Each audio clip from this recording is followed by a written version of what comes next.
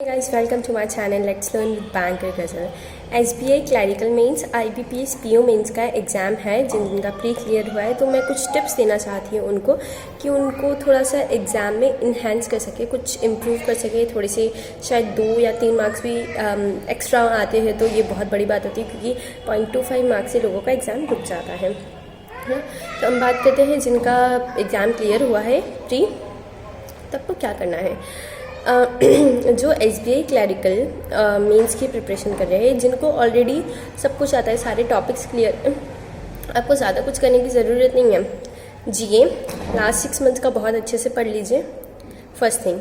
Next thing ये है, मॉक्स दीजिए, बहुत सारे मॉक्स दीजिए, रेगुलर मॉक्स दीजिए, उनका एनालिसिस कीजिए। मॉक्स प्लस एनालिसिस बहुत इंपॉर्टेंट रोल प्ले करता है, एज आई सेड ऑलवेज। तो आप ये कीजिए, ठीक है। फिर देखिए 4-5 मॉक देने के बाद आपको पता चलेगा कि आपका कहाँ पे आप कम मार्क्स आ रहे हैं आपके, तो आप उस टॉपिक पे थोड़ा ज़्यादा फोकस कीजिए और उसको पढ़िए, उसको बार बार पढ़ें। आप जो टॉपिक वीक है उसको पढ़िए और उसको थोड़ा सा इम्प्रूव कीजिए। ये है जिनको ऑलरेडी प्रिपेयर्ड है, जो बहुत है, ये दोनों के लिए है। SBI clerical mains, IBPS PO mains, दोनों को जो प्रिपेयर्ड है, जिनको सब कुछ आता है, सिर्फ मॉक्स दीजिए, जीए पढ़िए एंड देन गो थ्रू कीजिए कि आपका कहाँ पे कमी है। जहाँ कमी है वहाँ पे आपको क्या करना है, आपको अच्छा स्कोर करना है। आप स्कोर कैसे करेंगे, आप देखिए जहाँ कमी है उनको पहले आप अच्छे से, फिर उस टॉपिक रिलेटेड आप क्वेश्चंस लगाइए। देखिए किस टॉपिक में क्या चीज़ है, जैसे SIC है तो इंस्टॉलमेंट में कमी है या क्वार्टर बेसिस में कमी है, जो भी कमी है आपको देखना है एंड देन इम्प्रूव इट, ठीक है। ये चीज़ जिनको आता है। अब जिनको नहीं आता है तो अब क्या करना है, SBI क्लैरिकल मेंस में अब उनको नहीं आता है, प्री तो निकाल लिया जैसे तैसे, अब मेंस निकालना है। तो क्या करना है, DI पे कमांड कीजिए। रीजनिंग में पजल्स आती है तो थोड़ा सा और उनको थोड़ा सा कमांड कीजिए, या फिर जो मिसलिनियस टॉपिक्स होते हैं उन पे कमांड कीजिए। दोनों में से एक चीज़ कीजिए, पजल्स पे अच्छी कमांड कीजिए, मिसलिनियस टॉपिक्स पे अच्छी कमांड कीजिए। मैथ्स में, क्वांट्स में क्या करना है आपको DIs पे कमांड करना है। आपके अर्थमेटिक स्ट्रॉन्ग है तो उस पर थोड़ा सा और स्ट्रॉन्ग कीजिए टॉपिक्स को। ये 2 चीज़ होती है, अल्टरनेट चलेंगे। रीजनिंग में या DIs कीजिए, रीजनिंग में या पजल्स कीजिए या फिर मिसलिनियस टॉपिक्स कीजिए।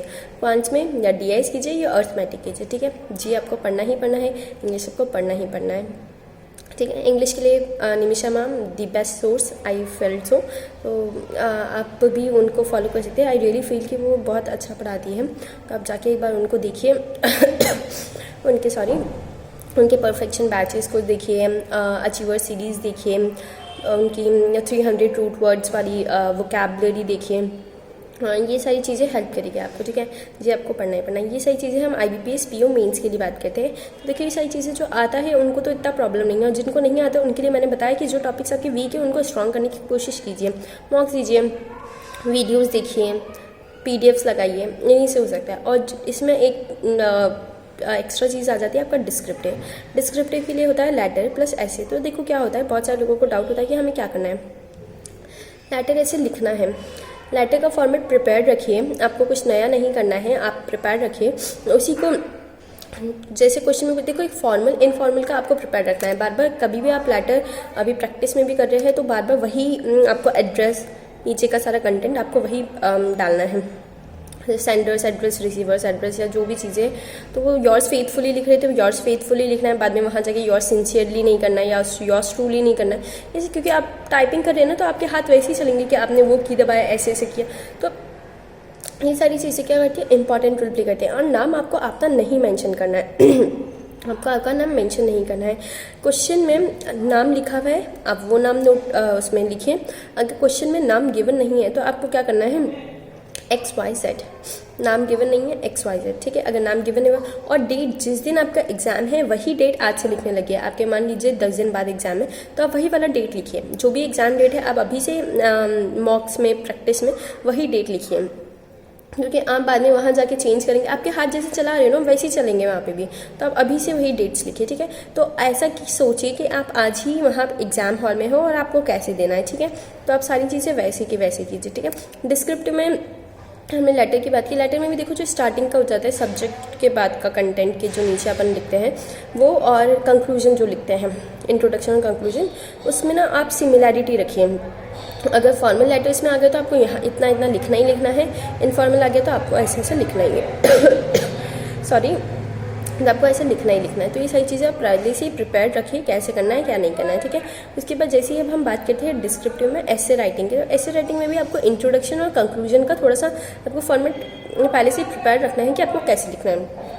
ये प्रिपेयर रहेगा तो 4-5 पॉइंट आप पहले हेडलाइन लिख लीजिएगा कि एग्जाम में कि क्या क्या आपको उसमें डालना है, तो वो फटाफट से लिख लीजिएगा, ठीक है। ये सब टाइपिंग स्पीड का भी बहुत इंपॉर्टेंट रोल प्ले करता है, ठीक है।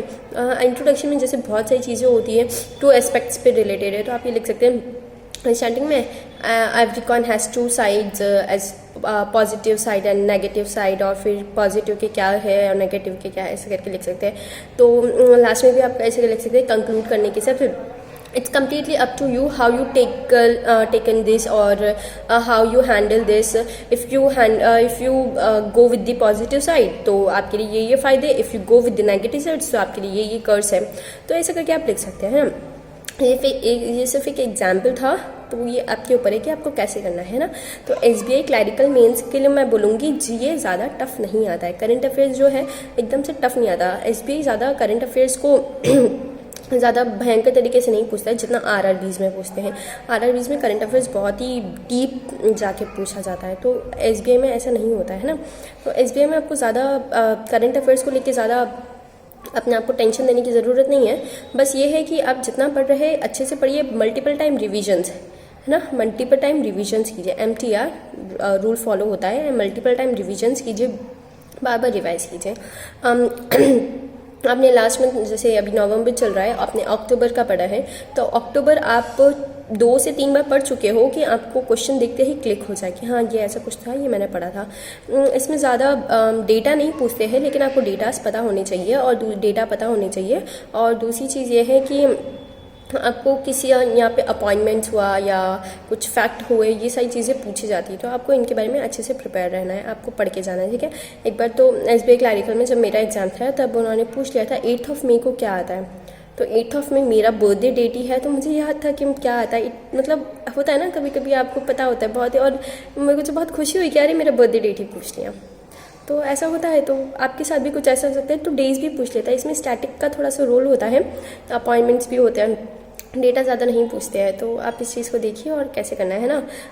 आप लोग पढ़िए, बस पढ़ते रहिए, वोकैबुलरी भी पढ़िए, बहुत मेहनत कीजिए, बहुत ज़्यादा मेहनत कीजिए, क्योंकि प्री क्लियर होने के बाद मेंस क्लियर होना और आपकी जॉब लगना है ना, कुछ नहीं है। ये बहुत बड़ा बात होती है कि हम यहाँ तक भी आए, बहुत बड़ी बात है। तो आप लोग प्रिपरेशन करते रहिए, आपका प्री क्लियर हुआ है, ये बहुत बड़ी बात है। कॉन्ग्रेचुलेशंस यू ऑल कि आप लोगों का प्री क्लियर हुआ है। आप अच्छे से प्रिपरेशन कीजिए तो आपका मीन्स भी क्लियर होगा, and you guys will rock, definitely you guys will rock, है ना।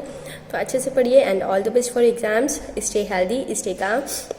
एग्जाम में नर्वस नहीं होना है। मेरी अभी तबीयत ठीक नहीं है बहुत दिनों से, तो मैंने ज़्यादा वीडियोस नहीं बनाई हैं, बिल्कुल नहीं बना पा रही हूँ, सॉरी फॉर दैट। लेकिन आप अच्छे से पढ़िए, कुछ भी डाउट है, कुछ भी चीज़ है, तो you guys comment on below, okay, और आप पूछ सकते हैं। And all the best. अगर वीडियो आपको पसंद आए तो please like, share and subscribe. And कोई आपका फ्रेंड SBI क्लैरिकल या IBPS की प्रिपरेशन कर रहा है, बैंकिंग रिलेटेड एग्जाम्स प्रिपरेशन कर रहा है, तो आप उनको मेरा चैनल बता सकते हैं, तो it will be helpful for them.